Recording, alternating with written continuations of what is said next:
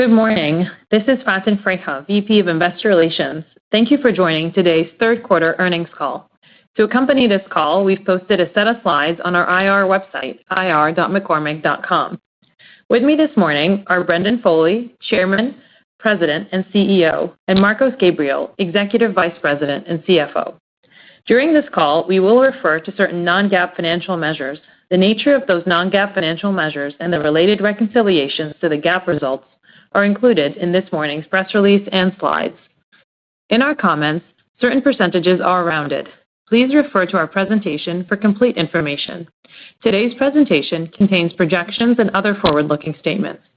Actual results could differ materially from those projected. The company undertakes no obligation to update or revise publicly any forward-looking statements, whether because of new information, future events, or other factors. Please refer to our forward-looking statement on slide 2 for more information. I'll now turn the discussion over to Brendan. Good morning, everyone, and thank you for joining us. Third quarter top-line performance was strong and marked our 5th consecutive quarter of volume-led growth, reflecting our differentiation and the benefit of continued investments in our brands, expanded distribution, and innovation. Due to the dynamic global trade environment, our gross margin was further pressured by rising costs. However, our effective execution on efficiency initiatives drove continued operating profit growth. We are executing with discipline on the actions within our control while adapting quickly to the dynamics in the external environment and at the same time positioning McCormick for sustained long-term growth. This morning, I will begin my remarks with an overview of our third quarter results, focusing mostly on top-line drivers. Next, I will review how McCormick is positioned relative to an evolving consumer landscape for the remainder of this year and into 2026. Then, I will highlight some areas of success and the areas we continue to work on, as well as our growth plans. Marcos will then go into more depth and review our 2025 outlook, including an update on our tariff exposure and mitigation plans. And finally, before your questions, I will have some closing comments. Turning now to our results on slide 4. In the third quarter, total organic sales increased by 2%, driven by volume growth, primarily in the consumer segment, in line with our expectations. In global consumer, organic sales growth was volume-led and demonstrated continued momentum across key markets and core categories in the Americas and EMEA. In Asia-Pacific, our China retail business continued to deliver growth. However, our food service business, which is reported within China consumer, faced softer demand due to slower consumption in certain channels, such as high-end dining. Despite this unforeseen headwind, we remain confident in a gradual full-year recovery in China consumer for 2025. In global flavor solutions, despite soft industry trends, we grew underlying volumes as we lapped favorable growth related to the timing of customer activities in the prior year in the Americas. Softness in large CPG and branded food service customers' volumes was also more than offset by QSR growth in both Americas and Asia-Pacific. Also, we are increasingly benefiting from continued momentum in health and wellness categories, driven by both high-growth innovators and private label customers. Lastly, in EMEA, QSR trends began to stabilize, marking an improvement relative to recent periods.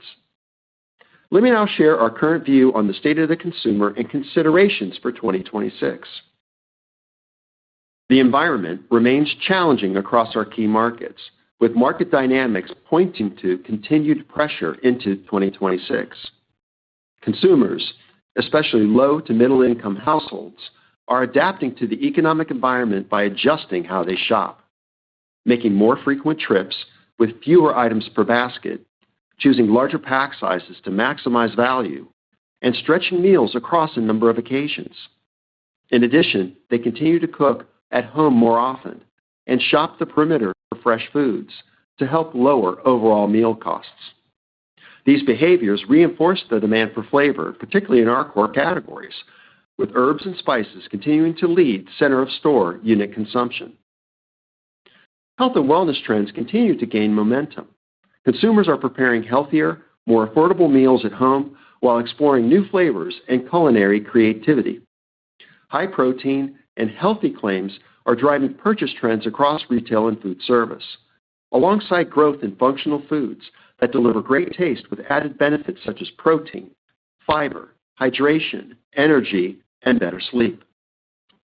Convenience, paired with flavor exploration, remains an area where consumers are willing to pay more, and e-commerce growth continues to accelerate across our core categories. These trends are fundamental, long-lasting, and support the continued demand for flavor, benefiting both the consumer and flavor solution segments. With our broad global reach, strong local brands, ongoing innovation, and strategic pricing, we're well positioned to meet the needs of consumers and continue to deliver value through flavor. As we address immediate priorities in today's rising cost environment, it's important to reiterate that our strategy remains consistent. We remain committed to delivering volume growth and investing in our brands, technology, and digital transformation as we continue to reinforce the structural advantages that will drive our future success. We are balancing volume and profitability, and this year, we expect to offset rising commodity costs and tariffs as much as we can. Our global manufacturing location strategy, resilient supply chain, global sourcing capabilities, and collaborative efforts across the organization continue to be competitive advantages, enabling us to mitigate the impact of tariff and tariff-related costs and maintain business momentum. We are absorbing some incremental costs this year, which has a near-term impact on our profitability. This approach enables us to maintain our volume momentum and sustain investment in our growth initiatives, while still delivering operating profit growth for the year. As a result, we reaffirmed our volume-led sales growth and expect to deliver at least the midpoint of the range. In addition, we revised our profitability outlook to the low end of the range provided in January. This reflects the updated net impact of rising commodity costs and tariffs since our second quarter call.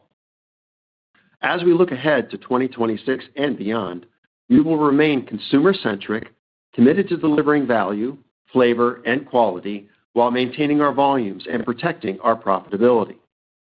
Let's move to slide 5, and let me highlight for the quarter some of the key areas of success. Across the global consumer segment, we continue to successfully execute on our plans. We have held steady or improved share across many core categories in key markets for the last 5 quarters. McCormick branded unit consumption growth continues to outpace the broader edible category in the U.S. In EMEA, unit and dollar consumption are outpacing branded and private label fast-moving consumer goods, or FMCG food. Let me provide some additional color.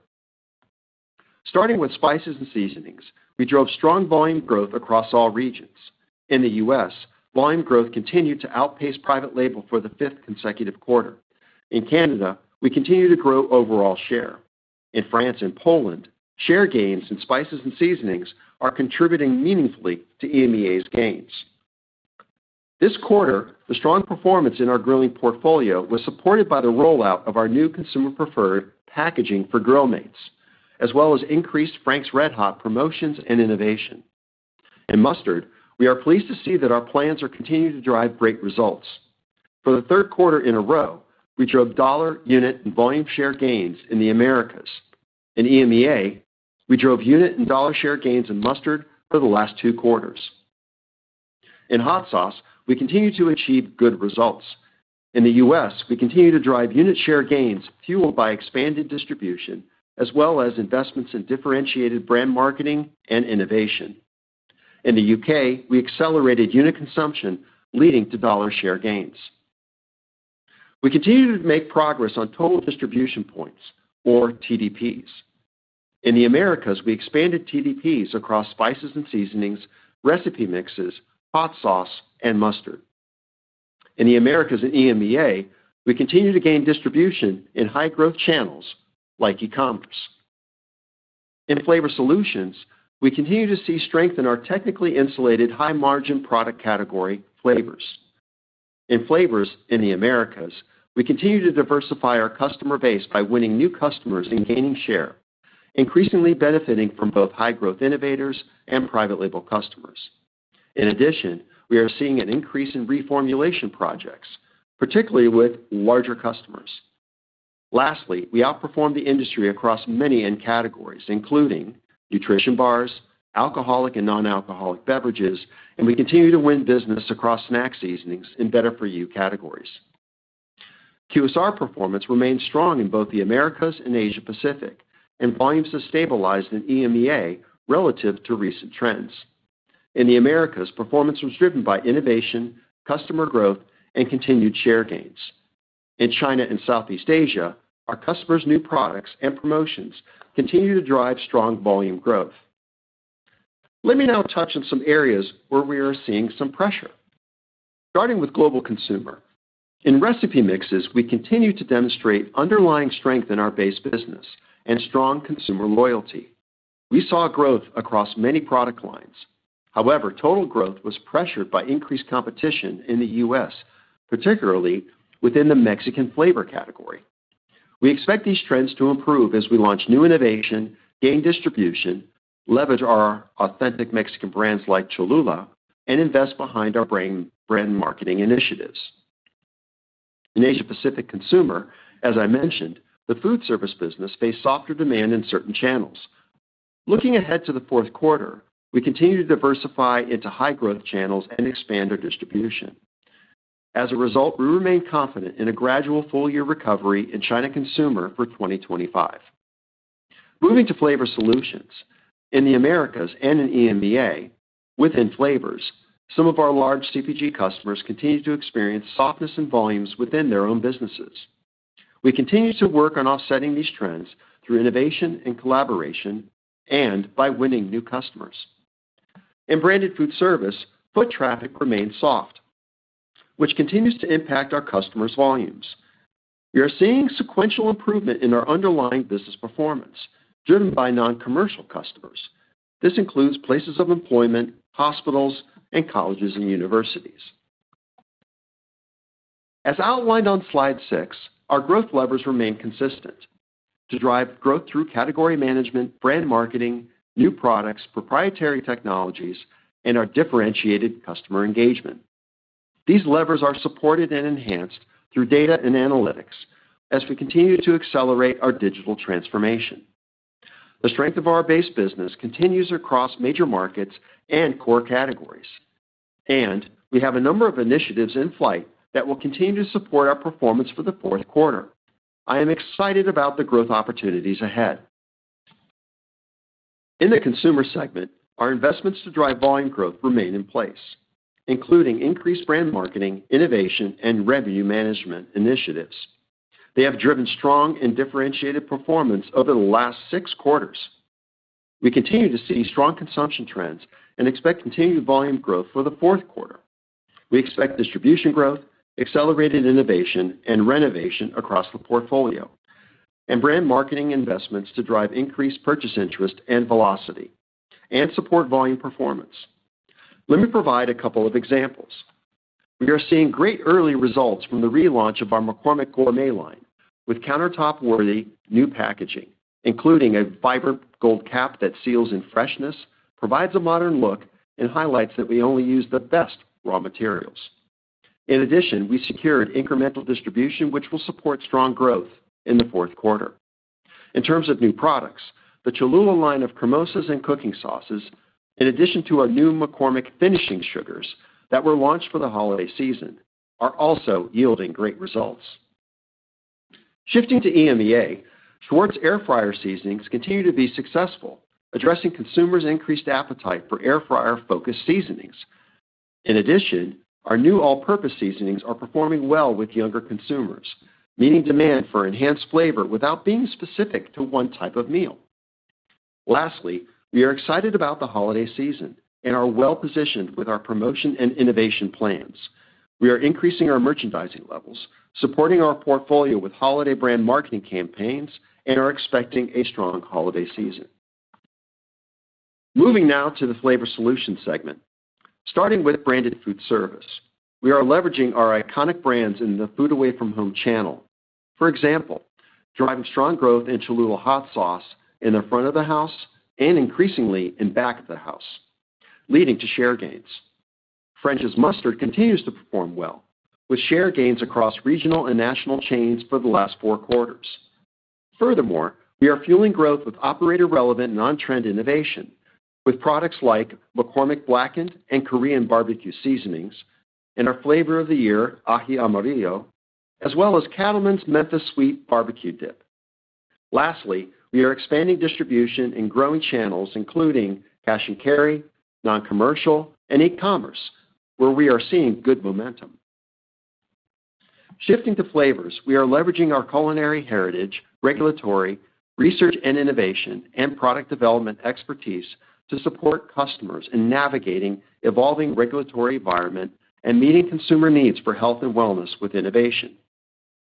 We are seeing an increase in reformulation projects, particularly with large CPG customers. Momentum is building, and the execution and impact are expected to materialize over time. This is due to extended validation and launch timelines of these projects.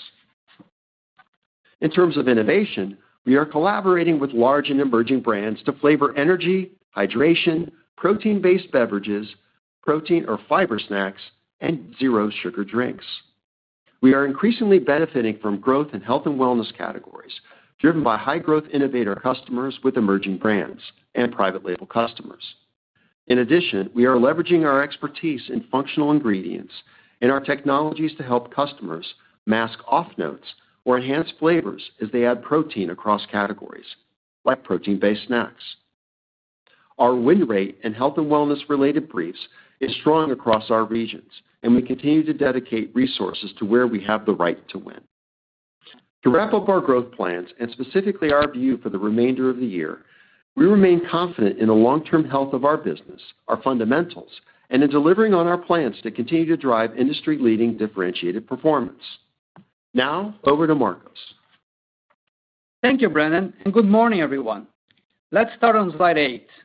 Total organic sales grew 2% for the quarter, driven by volume and mix. This reflects total volume-led growth for the last 5 quarters and underscores our differentiation and ability to drive growth even in a consumer backdrop that remains challenging overall. Moving to our consumer segment on slide 9. Organic sales increased 3%, driven primarily by volume and mix, with minimal benefit from pricing. Consumer organic sales in the Americas grew 3%, with 3% volume growth and flat pricing. Volume growth was strong across our core categories and was driven by our investments in brand marketing, innovation, and category management. In EMEA, we grew consumer organic sales 4%, driven by a 1% increase in volume and 3% increase in price, related to targeted actions taken as a result of increased commodity costs. We're pleased with the sustained volume growth in EMEA despite price increases. Consumer organic sales in the Asia-Pacific region decreased by 1%. This decline was driven primarily by softness in the food service business in China that Brendan mentioned earlier. Turning to our Flavor Solutions segment on slide 10. Third quarter organic sales were up 1%, driven by price contributions of 1% and flat volume and mix. The volumes for the quarter were impacted by unfavorable comparisons related to the timing of customers' activities in the prior year. Underlying volume was positive for the quarter. In the Americas, Flavor Solutions organic sales increased 1%, reflecting a 2% price contribution, partially offset by a 1% decline in volume. Our results include the unfavorable comparison I mentioned earlier and reflect strong performance with faster-growing flavor customers and continued QSR growth, partially offset by softness in CPG customers' volumes. The price contribution is primarily related to currency in Latin America. In EMEA, organic sales decreased by 3%, including a 2% decline from price and a 1% impact of lower volume, reflecting soft CPG customers' volumes. We're pleased to see that volumes have stabilized in EMEA relative to recent trends. In the Asia-Pacific region, Flavor Solutions organic sales increased 6%, with volume growth of 9%, driven by QSR customer promotions and limited-time offers, partially offset by price of 3%. Moving to slide 11. Adjusted gross profit margin was down 120 basis points in the third quarter due to higher commodity costs, tariffs, and costs to support increased capacity for future growth, partially offset by savings from our Comprehensive Continuous Improvement Program, or CCI. Overall, gross margins came in below our expectations, as we're seeing incremental cost pressures due to the global trade environment. In the fourth quarter, more of our mitigation efforts will come through, leading to gross margin improvement. Selling, general, and administrative expenses, or SG&A, decreased 100 basis points relative to the third quarter of last year, driven by lower employee-related benefits expenses as well as CCI savings, including our SG&A streamlining initiatives, partially offset by continued investments in brand marketing and technology. For the quarter, adjusted operating income increased by 2%, with minimal impact from currency. This increase was driven by improved SG&A, partially offset by gross margin and increased investments to drive growth. Our third quarter adjusted effective tax rate was 16% and comparable with the year-ago period rate of 17%. Our tax rate in both periods benefits from favorable discrete tax items. Our income from unconsolidated operations in the third quarter decreased 6%, as the strong operational performance from our largest joint venture, McCormick de Mexico, was more than offset by the strengthening of the U.S. dollar against the Mexican peso. Turning to segment operational results on slide 12, adjusted operating income in the consumer segment increased 4%, or 3% in constant currency. The increase was driven by sales growth and improved SG&A, partially offset by increased tariffs and commodity costs. In Flavor Solutions, adjusted operating income declined by 2%, with minimal impact from currency, as we lapped a strong quarter in the prior year and faced increased tariff and commodity costs. These headwinds were partially offset by pricing and improved SG&A. Year-to-date, Flavor Solutions adjusted operating income increased by 10%, or 12% in constant currency, in line with our expectations. We continue to make progress in expanding our Flavor Solutions operating margin and expect our total adjusted operating margin expansion for the year to be led by this segment. At the bottom line, as shown on slide 13, third quarter 2025 adjusted earnings per share was 85 cents, an increase of 2% compared to the year-ago period, driven primarily by increased adjusted operating income. On slide 14, we've summarized highlights for cash flow and balance sheet. Our cash flow from operations through the third quarter of 2025 was $420 million, compared to $463 million in 2024. The decrease was driven by higher cash use due to the timing of working capital. We returned $362 million of cash to shareholders through dividends and used $138 million for capital expenditure. The timing of capital expenditure depends on the phasing of initiatives, including projects to increase capacity and capabilities to meet growing demand, advance our digital transformation, and optimize our cost structure. Our priority remains to have a balanced use of cash. This means funding investments to drive growth, returning a significant portion of cash to shareholders through dividends, and maintaining a strong balance sheet. We remain committed to a strong investment-grade rating and expect to continue to deliver strong cash flow in 2025, driven by profit and working capital initiatives. Before turning to our outlook, let me provide an update on our tariff exposure and mitigation plans on slide 15. Since our last earnings call, new and higher tariff rates have been introduced. As this situation remains fluid, it's important to call out that our views reflect tariffs as they currently stand. As you can see on the slide, our current gross tariff costs for 2025 are now expected to be approximately $70 million, compared to the $50 million we provided on our last call. Our total gross annualized tariffs exposure is now approximately $140 million, compared to $90 million we provided previously. For 2025, we continue to expect to offset most of the tariff impact. But it's worth noting that not all of our mitigation efforts are permanent, and this will need to be addressed next year. As we look ahead to 2026, we plan to offset as much of the incremental impact as we can with productivity savings across the P&L, alternative sourcing, supply chain initiatives, and, of course, leverage our revenue management capabilities, including pricing. As you know, this is an evolving situation, and we'll continue to monitor how policies impact rates and, therefore, our costs. We expect to provide more color on this when we report our fourth quarter results in January and share our outlook for 2026. It's worth noting that we have begun implementing targeted tariff pricing, and we'll be monitoring elasticities to help inform our plans for 2026. As we said, we're taking a very surgical approach to pricing and leveraging robust analytics and planning tools to ensure we maintain volume growth and continue to meet consumers' and customers' needs for both value and flavor. We're staying agile with mitigation plans across all lines of the P&L to protect our profitability. In summary, we see tariffs as a discrete headwind to work through. However, we remain committed to our strategic priorities to continue to drive a healthy top line, invest in the business, and maximize our profitability.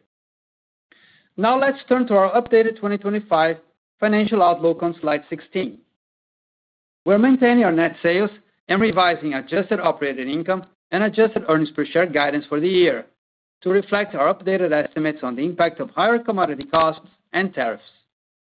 Overall, in terms of currency, our assumptions remain about the same. At the top line, we continue to expect organic net sales growth to range between 1% and 3% and expect to achieve at least the midpoint of our guidance range. Growth remains volume-led and primarily driven by our consumer segment, with flavor solutions continuing to be flat for the year. In terms of price, we continue to expect a contribution, primarily through the flavor solutions segment, and tariff-related pricing will mostly come through in the fourth quarter. For China, our outlook continues to assume a gradual recovery, and we expect China consumer sales to improve slightly year over year. We saw this come through in the year-to-date period, and we expect it to continue for the rest of the year. In terms of inflation, excluding the impact of tariffs, our estimate has changed for the year to low to mid-single digits compared to low single digits in our prior outlook. Our 2025 gross margin is now projected to be flat for the year compared to our prior guidance of flat to 50 basis points. This reflects elevated costs of commodities and tariffs coming in higher than we had planned. As we look ahead to the fourth quarter, we expect gross margins to improve as more of our mitigation efforts will be in place. On SG&A, we expect CCI savings, inclusive of our streamlining initiatives, to be offset by investments in technology as well as brand marketing to drive volume growth. We continue to invest in brand marketing in line with our guidance, and we're driving more efficiencies through the use of technology as well as our CCI program. Adjusted operating income growth is now expected to be 3% to 5% in constant currency, compared to a prior range of 4% to 6%. The decrease of 1 point represents the incremental increase in tariff and commodity costs. It's worth noting that our revised range brackets the low end of our prior guidance, which was set back in January of this year prior to the changes in the global trade environment. In addition, we want to maintain a balanced outlook that gives us the flexibility to continue to invest in the business while growing adjusted operating income. In terms of tax, we expect our tax rate to be approximately 22% for the year compared to 20.5% in 2024, where we benefit from a number of discrete tax items that are not expected to repeat in 2025. Our income from unconsolidated operations is expected to decline in the high single-digit range in 2025, reflecting the strengthening of the U.S. dollar against the Mexican peso, which is impacting the strong results of our largest joint venture, McCormick de Mexico. The business continues to perform well and is contributing to our net income and operating cash flow results. We continue to expect to close the McCormick de Mexico transaction early in 2026. In the meantime, we're developing plans to support our integration efforts, and we look forward to providing an update on our fourth quarter call. In summary, our 2025 adjusted earnings per share projection is now $3 to $3.05, compared to our prior guidance of $3.03 to $3.08 on a reported dollar basis, reflecting the impact of our updated adjusted operating income outlook. Year over year, adjusted EPS growth is impacted by currency headwinds and increased tax rate compared to the prior year. On a constant currency basis, adjusted EPS is expected to grow between 4% and 6% compared to a prior guidance of 5% to 7%. In closing, we remain on track to deliver volume-led constant currency top-line growth. Despite higher costs, we're investing strategically, executing with discipline, and driving efficiencies, enabling us to deliver operating profit growth and sustain our differentiation. We're confident in our ability to deliver on our updated 2025 outlook and long-term objectives. Thank you, Marcos. Before moving to Q&A, I would like to close with our key takeaways on slide 17. We expect to continue to execute our proven strategies in alignment with consumer trends and with speed and agility.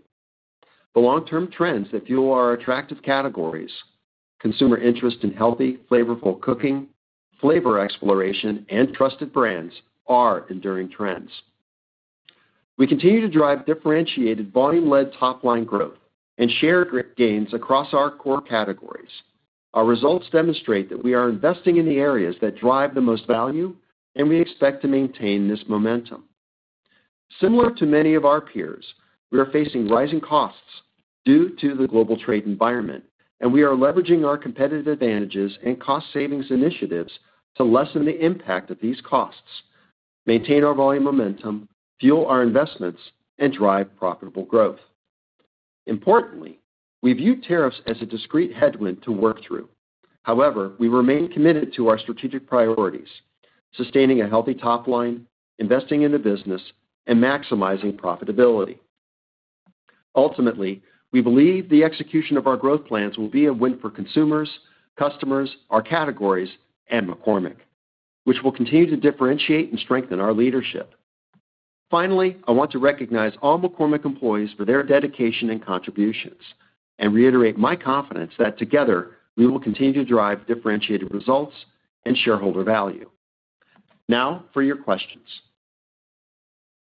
Thank you. We'll now be conducting a question and answer session.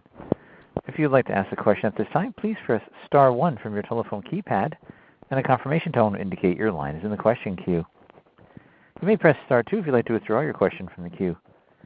For participants using speaker equipment, it may be necessary to pick up your handset before pressing the star keys. One moment, please, while we poll for questions. Thank you. And the first question comes from the line of Andrew Lazar with Barclays. Please proceed with your question. Great. Thanks so much. Good morning, Brendan and Marcos. Good morning. Brendan, you reiterated again today your expectation for positive volume in the consumer segment in your fiscal fourth quarter. Volume in consumer was again positive in 3Q, but did decelerate sequentially from 2Q, and we see that a bit in the recent data too. I guess now that you'll have some incremental pricing flowing through in the fourth quarter, I guess what's your visibility to a positive volume outcome, given potential elasticity, and what are you seeing in the quarter so far around elasticities, given you're kind of more than a month in? Well, thanks for the question, Andrew. This was another strong quarter of sales growth for us, and our consumer business continues to drive differentiated performance, really driven by volume. And so is our flavor solutions business too. We can talk more about that if necessary. But when I think about any deceleration that you might have noted, I think that's a function first just of overall food unit growth was down in the quarter, like almost a full percent. So that's going to impact us a little bit in terms of some element of deceleration. I see that less about our the consequence of our plans and our activity, but more about what's just going on broadly in grocery and food in the industry. We definitely saw a deceleration overall in the third quarter. Now, having said that, though, we're working with our customers to identify the appropriate offset for the impact of tariffs. And as we've been talking about pricing, in consumer, we're focused on maintaining our volume momentum and ensuring that we have the right price at shelf that meets the consumer demand for value. So we're pleased with the way those conversations have gone. It also demonstrates just broad customer alignment with our approach. And I think both of us are committed to making sure that we maintain consumer affordability in our category. So that's kind of an underlying element, I think, with regard to our consumer base. So in the fourth quarter, The levers that remain in place will be continued increased investment in A&P. It'll be messaging that resonates and is targeted and digitally enabled. We'll continue to benefit from innovation launched in 2024. And that's items like Frank's Squeeze bottles of new flavors of Frank's Red Hot. Cholula Extra Hot is out there, also on shelf. It's going to get some benefit year over year. And price gap management remains part of our baseline overall. What's been incremental to that has just expanded core distribution across our categories. As you heard on the prepared remarks, we continue to see growth in TVs. Innovation and renovation launches, are looking also quite strong. And we're expecting, strong and good growth from expanding Cholula in the U.S. We're expanding that into cremosas and cooking sauces. We have launched another year of McCormick finishing sugars, and people start to see that in stores right now. And we've also started, the relaunch of McCormick Gourmet with that, countertop-worthy packaging, and that's starting to appear on shelf right now too. And even across, in markets like in EMEA, we're seeing growth on things like air fry seasonings and all-purpose seasonings that are new to the market. If you look at this fourth quarter over last year, we also have a strong holiday merchandising plan overall. So we have confidence in our plans broadly that will continue to deliver value to the consumers, which also means we're going to drive positive volume growth in the quarter. But a lot of those price gap management efforts do remain in place. We've been very surgical and strategic as to how we've looked at pricing. And we're using the same sort of very robust and disciplined analytics led by our revenue growth management team to make sure that we drive this offset, as much as we can from a tariff standpoint in the areas where we think we can, certainly the elasticities can support it, overall. But we like our progress so far this year, and we keep running the same plays, and that's what's been driving, I think, a lot of our growth. Thanks for that. Appreciate it. And then I know it's way too early to get specific on fiscal 26, but obviously you would seem you'll still have some underlying inflation to deal with as well as incremental tariffs. I guess at this stage, how do we think about the magnitude of potential further mitigation opportunities in both CCI and RGM levers, as we all sort of work through, whether or not an on-algorithm year is reasonable to expect in fiscal 26? And because Marcos, I think you mentioned some of your current mitigation efforts are not permanent, and so you have to kind of keep generating, I guess, incremental ones as you go forward. Yeah, Marcos. Yeah, that's right, Andrew. So, it is a little bit early to predict what's, the exact impact of tariffs for 2026. We wanted to provide an updated view of the gross number. That is $140 million now versus the $90 million that we provided before due to the new tariffs that were in place as of August. We'll continue to, there's a lot of factors that we have to take it into account as we think about next year. One is obviously closing the year, continue to monitoring the tariff rates and the situation around that. There could be potential changes there. Our own mitigation plans, we have very solid mitigation plans in place right now, as you saw, around productivity savings, alternative sourcing, as well as surgical pricing coming through. We're being relatively successful this year, offsetting most of the impacts in 2025. Those will continue. We're going to scale them up into next year. They will continue. With the objective is really to lessen the impact as much as we can going into next year. So as I said before, we're pulling all the levers that we can across the P&L to minimize all these impacts. We'll continue to monitor the plans that we have now in place. Some pricing now coming in Q4. We do have robust analytics, as Brenda mentioned, in terms of elasticity, but we're going to continue to monitor elasticity. That will also help us refine the plans as we go into 2026. But I would say we are confident that we are going to be able to lessen the impact as we move into 2026. Yeah, one thing to add to Marcos's remarks there, Andrew, is we meet on this weekly. So, and we see changes every week as we continue to go through this and identify new opportunities and breakthroughs in terms of how we can think about, next year. So this is something that I think will continue to build over the next, few months just to make sure that we have the best approach towards 2026 regarding, sort of the incremental tariff impact. Thank you. Our next question is from the line of Peter Galbo with Bank of America. Please proceed with your questions. Hey, good morning, guys. Thanks for the questions. Marcos, I was hoping to start You took the cost inflation guidance for the year up, even excluding the tariff in 25. So maybe you can just unpack a bit of what actually accelerated through the quarter, what's kind of driving that change, again, given that it seems like it's not solely tied to the increase in the tariff rate. Yes, Peter. No, thanks for the question. I mean, in Q3, just to take a step back, in Q3, our gross margin was down 120 basis points versus last year. A couple of buckets, I would say. The bucket number one is around, increased commodity costs and existing and new tariffs that were in place, existing from April, new tariffs as of August. That is about 2/3 of the impact that you saw in the quarter.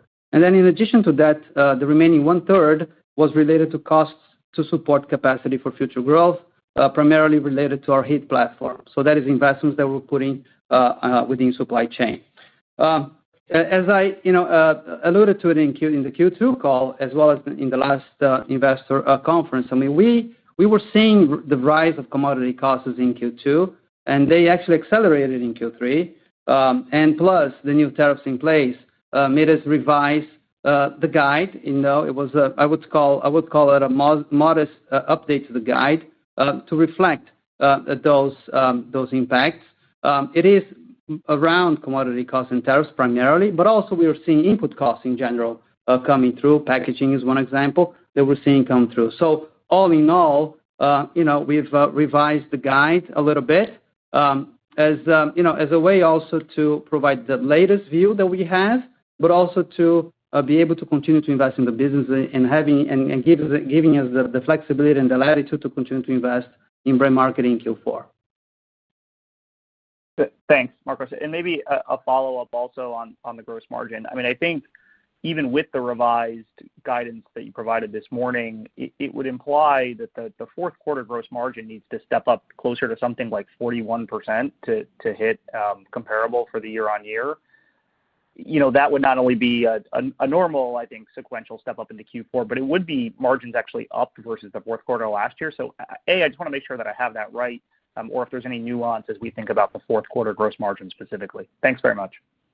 Yes, Peter, you're seeing that right. I mean, we're seeing the flat to modest bips as percentage of net sales expansion in the fourth quarter. Thank you. Okay. The next question is from the line of Tom Palmer with J.P. Morgan. Please proceed with your questions.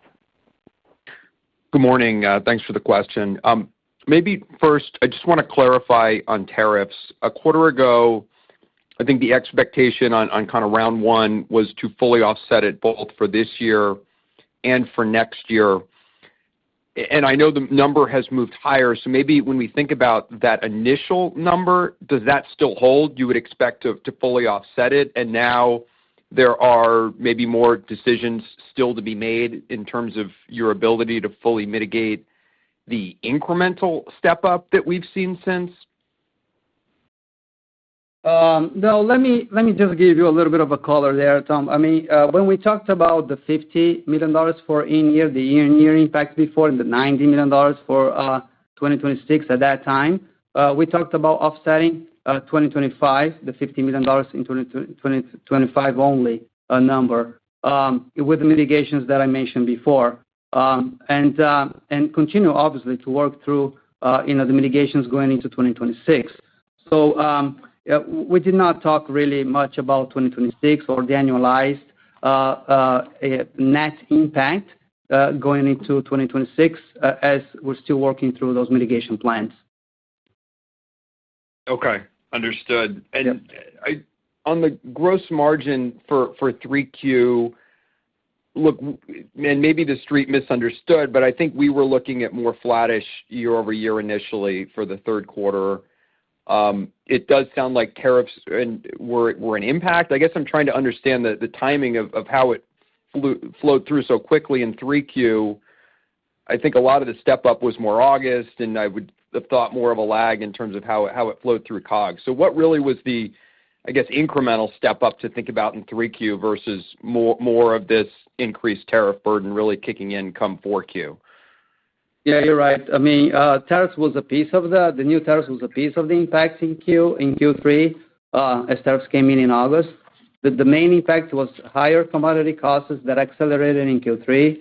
When we were at guiding Q2, we talked about guiding the profitability to be more weighted towards Q4.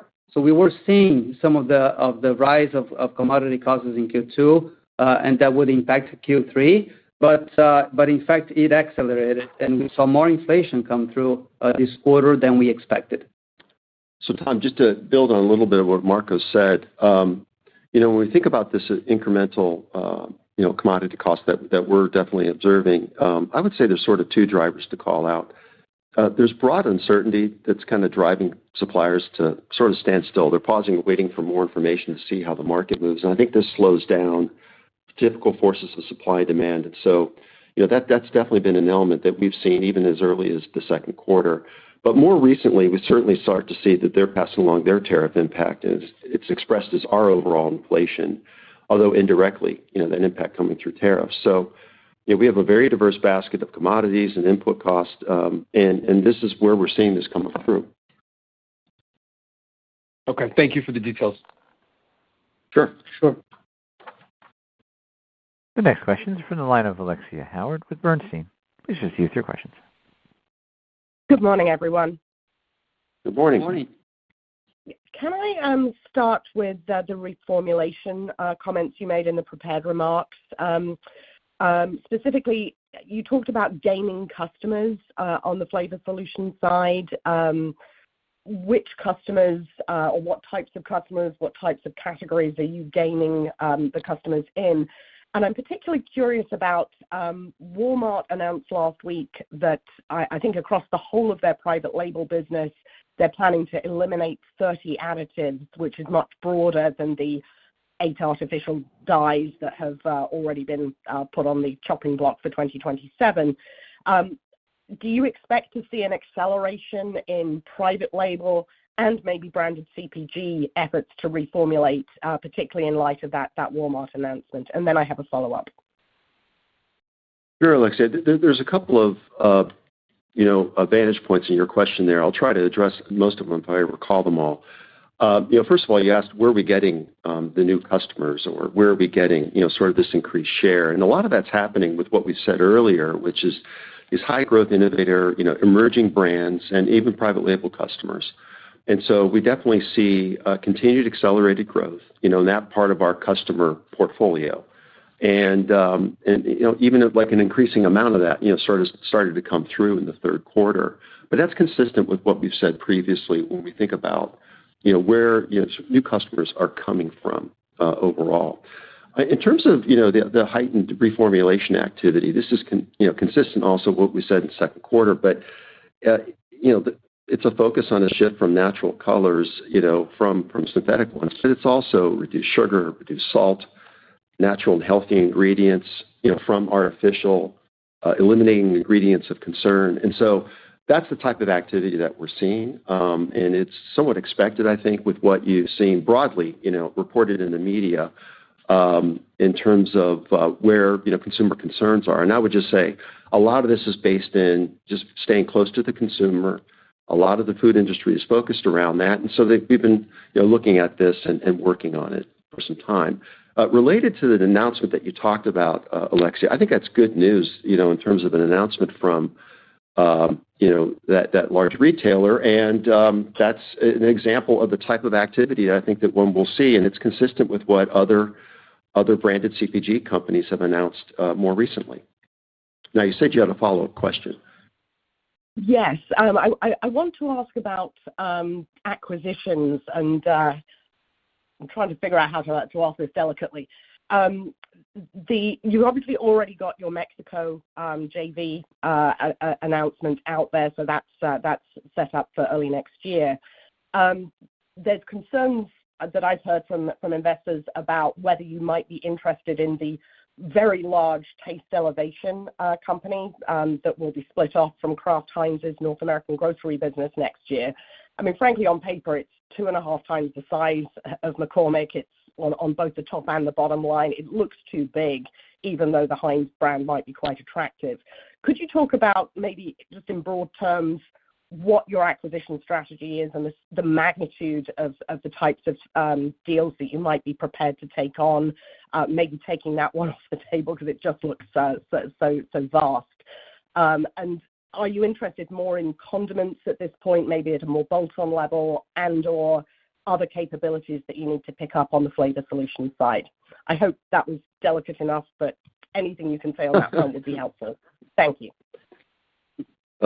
Appreciate the diplomatic question. When we think about M&A, and we don't comment on any, sort of speculation going on out there or anything of that sort.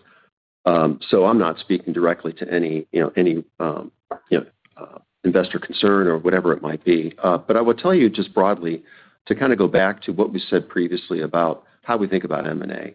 Obviously we think about both of our segments first, consumer and flavor solutions. And I'll first unpack, consumer, and then I'll unpack flavor solutions because they're both important to us. We still believe in our two-segment strategy as we look at our business. And we'll consider both, bolt-on and transformative opportunities as they present themselves. And this is something that we're working on all the time, as we've said before. From a consumer perspective, the two areas that are of most interest to us as we think about our portfolios remaining focused in flavor. And in many ways, we express that through herbs, spices, and seasonings at a global level, as well as condiments and sauces at a global level. And so we're thinking about this, across all of our regions overall. But we like those two areas of category focus, and we believe there's a lot of opportunity still for us to think about it that way. And it can be in any form, whether it be bolt-on or transformational overall. When we think about flavor solutions, we think about it through the lens of what enhances our ability from a technology standpoint, the taste competencies that we're particularly strong at. Can we reinforce those with not only great technology, but also great talent? And so we think about it that way in terms of what is a complementary or incremental fit to our business when we think about flavor. And again, we think about those across all the regions in which we compete and operate in. And that's another high area of interest that we have, across our business. So we have a broad set of opportunities that we look at. We like the fact that we have a broad set of opportunities to consider. Our most recent, sort of transaction we think is very much aligned strategically with what we're trying to accomplish. And, in the present moment right now, we're focused on making sure that we close that in early 2026, which is our plan. Thank you very much. I'll pass it on. Next question is from the line of Robert Moskow with TD Cowen. Please proceed with your questions. Hey, good morning. Thanks for the question. Hey, Brendan, it's very noticeable in the remarks that you're highlighting the importance of differentiated volume-led growth compared to food peers. But, you're heading into an environment where you definitely need more pricing to offset higher costs. So I'm just curious if you could articulate your priorities.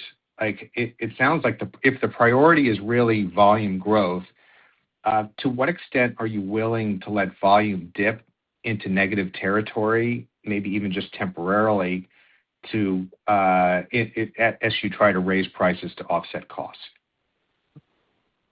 Well, we try to balance all those two points that you brought up, Rob, and we take a very long-term view.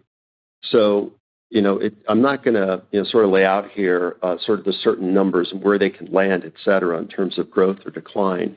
Our goal right now is consistent with our goal for the last 2 years, which is to be volume-led in terms of our momentum and take a long-term view on making sure that we do what's right as we think about growth of the consumer, meeting their needs, meeting the benefits that they're looking for. And, we've seen a real convergence around value, but also health and wellness. And those are things that we think will continue to drive our categories. Yet we have to deal with realities, obviously, of offsetting what is a reasonable amount of, sort of discrete new costs coming into our P&L as we think about 2025 and 2026. And so far, we've been able to find a way to, offset that in really productive ways, but yet still maintain that focus on sort of really, healthy volume-driven growth. As we go into 26, it's going to be our ambition is to do the very same thing.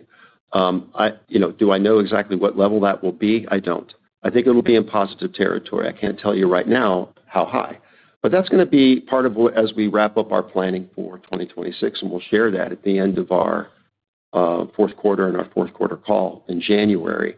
But this is something that we talk about a lot within the company, in leadership and across our business units, and think about the right balance that we need to strike. It's also a function of the conversations that we're having with customers. And we're both looking at it in very much similar ways, which is we want to drive affordability for consumers. We also have to find ways to offset this cost. I'm not sure that we're going to offset all of the cost, but it is something that we are taking a very hard look at in terms of what's striking the right balance. And thanks for that. And maybe a follow-up. In those conversations with customers, I would imagine they're a little bit less willing to raise prices for tariffs, given that the tariffs may not be permanent. Is that part of the discussion too? And can you come up with temporary measures with customers that can be reversed if necessary? Well, one adjustment to some of the assumptions you laid in your question there is whether or not tariffs are permanent. We're seeing it as a discrete one-time impact, at this point. And so we do view those as staying in, the cost structure. So, whatever we do, whether it's, in the near term or in the long term, we look to offset that over time overall. And in our conversations with customers, we're thinking very collaboratively about, how do we deal with what are real true input costs, but also, thinking about continued volume growth with consumers. And so that mutual sort of alignment around priorities, I think, has helped us navigate, what have been productive conversations with customers. Got it. All right. Thank you. Our next question is in the line of Max Gumpert with BNP Paribas. Please proceed with your questions. Hey, great. Thanks for the question. I wanted to come back to what we're seeing in the U.S. scanner data and then thinking through how to square that with your still robust volume-led growth in Consumer Americas. So specifically, Consumer Americas, the volume growth still looks quite strong, running roughly 3%. Roughly similar to what we saw in 2Q. I think it's fair to say that U.S. scanner data has shown some deceleration from 2Q to 3Q and now into the early starts of 4Q with regard to volume performance. I know you mentioned that you can attribute part of that to just what we're seeing in the broader U.S. food industry, but when we're thinking through why that gap is not showing up as fully in your Consumer Americas results, can we attribute it to other countries outside of the U.S., or is it non-track channels, or is it the stronger performance we're now seeing from private label? Just trying to get a sense for what's helping to blunt the gap that we are seeing or the slowdown that we are seeing in scanner. Thanks very much. Max, I just want to clarify what I think your question is, which is speaking specifically to the U.S. perspective or broadly globally. It's really looking at, I think, what is a pretty clear slowdown in U.S. scanner data for McCormick branded, but a not as clear slowdown in your Consumer Americas results. I'm trying to understand why those two are no longer as tightly correlated. What's propping up Consumer Americas when we are seeing a slowdown in McCormick's branded U.S. meal food business? Thanks. I think my reply might get at the spirit of your question in terms of, sort of you think about measured channels and unmeasured channels. We are seeing an acceleration in e-commerce as well as in the club store channel too. And so that might speak a little bit to what might be sort of any difference that you might see, Max, overall. And also, we have our Canadian business in there too, and it's also performing well also. So I think that those might, if you think about what might be the points to talk more about, I would just lay out those three. I might just sort of, dwell a little bit on e-commerce. We're certainly seeing an acceleration there. And we're seeing what's interesting about value with consumers is they're willing to pay for this increased value on delivery, the sort of ease of use with e-commerce and, click and collect, et cetera. And that has been part of our business that is only quarter by quarter just continues to get stronger and certainly growing as a percentage of overall total net sales. And so I think this unmeasured versus measured channels might explain, some of the points that you're talking about. Okay, great. And we're seeing more growth shift towards unmeasured. Right. And then turning to cash flows, I realize you started off the year pretty far behind where you were in a year ago. You're catching up now as of 3Q, but you're still a bit below where you were a year ago in terms of operating cash flow. You're still attributing it to higher cash needs for working capital. Can you just double click on what exactly in working capital is driving this and how you expect to end the year of 25? It sounds like you do expect a strong cash flow year. We're just hoping for a little bit more color on the working capital needs and what you expect to see in 4Q.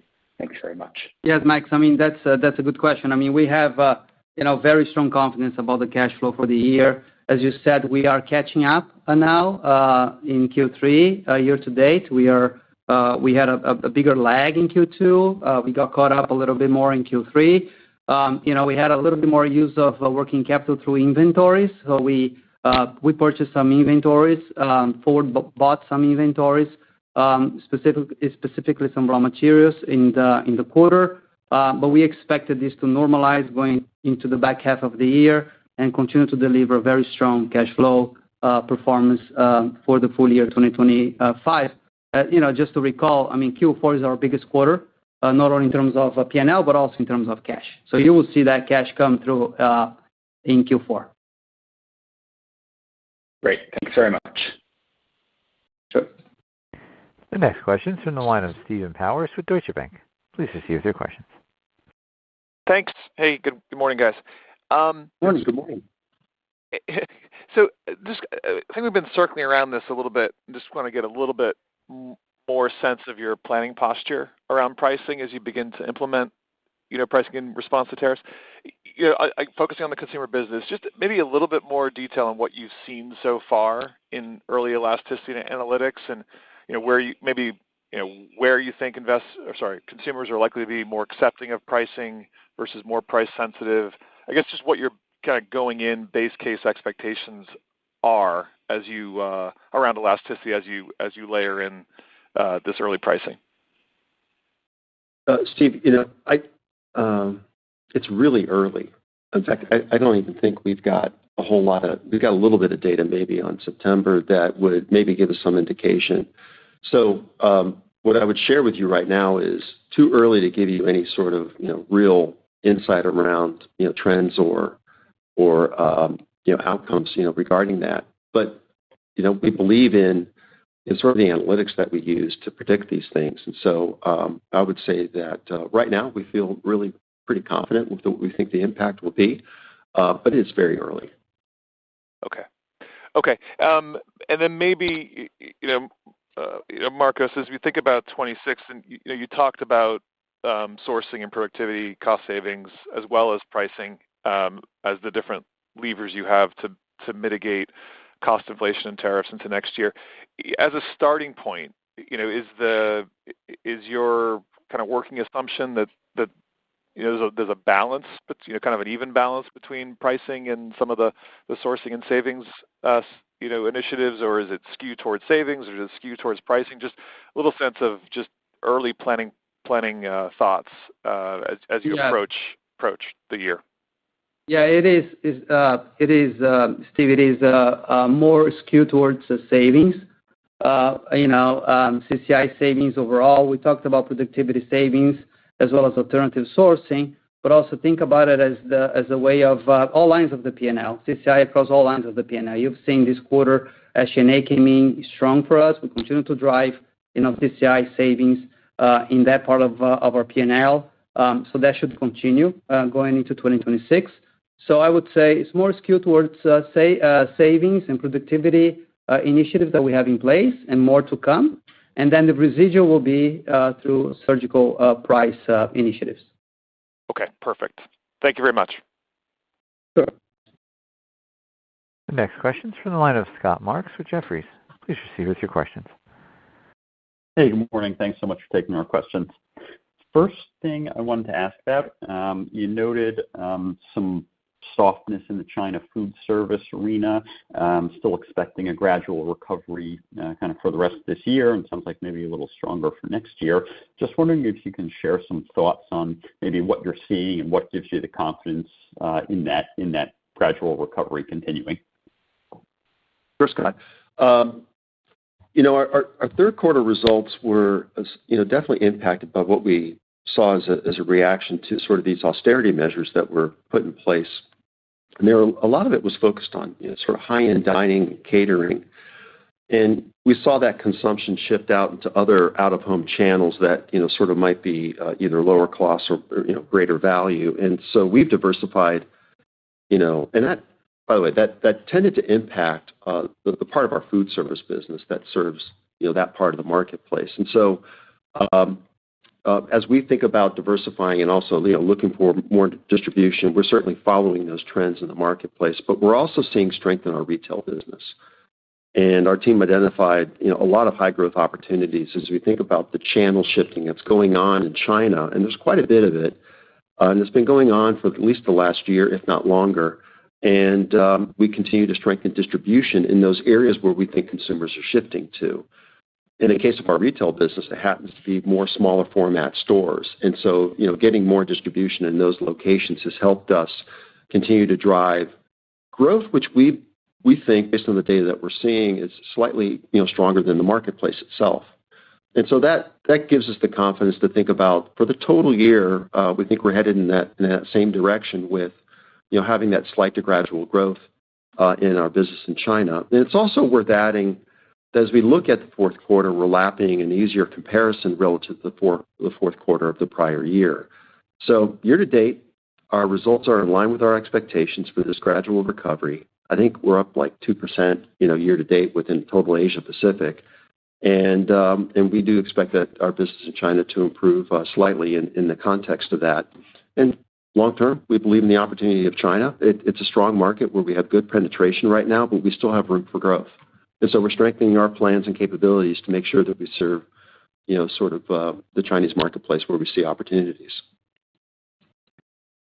Appreciate the answer there. Thank you for that. And then just a quick follow-up, just coming back to the topic of reformulation. Wondering maybe if you can give us a sense of magnitude of impact, let's say, for the reformulations as it relates to maybe more pressure on some of the, legacy branded products. Just trying to gauge how we should be thinking about, offsets to what we see from broader food softness, let's say. Well, I think about reformulations as, broadly, continue to address what we hear from consumers and what they're looking for. And that will have a positive impact on brands, whether it be, so-called legacy brands or even new emerging brands. And as broadly, the food industry, continues to address what, consumers are asking for, we see that as having a positive outcome. The magnitude, I probably would maybe shift, my reply into, think about it from a timing perspective. It may take some time for some of these larger, projects to go through validation and get out into the marketplace. So I don't see it as being necessarily immediate or happening right away. In the case of, announcements that have been made, people are suggesting 2027 as an example. But, every company is going to be different in terms of what types of changes and reformulations they're trying to drive. But I see this as a continuation of innovation within the industry, and it's all about, making brands relevant. Thanks very much. Pass it on. Thank you. Our last question is from the line of Brian Adams with UBS. Please proceed with your questions. Hey, morning, guys. Thanks for the question. Just a quick one here for me.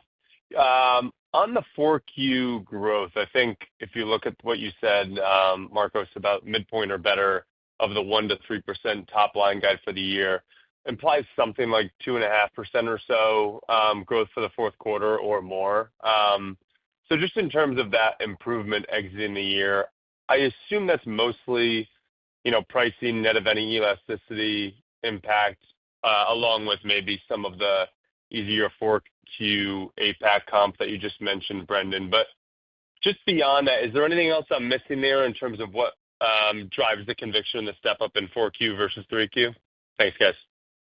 Yeah. So we talked about the midpoint of the guidance range on top line for the full year. That implies the same level of growth in the fourth quarter and in constant currency, obviously. So that will continue. We still, despite the price increases that we're having taken in the Americas, we also see a volume growth in the Americas. We see growth across, I would say, pretty much all regions in the consumer segment going into the balance of the year. And then in flavor solutions, you will see more of a moderation of volume and price. We guided price to be volume to be flat in the flavor solutions for the full year, given a little bit more pricing there. So that's how we're seeing Q4 play. Really helpful. I'll leave it there. Thanks, guys. Thank you.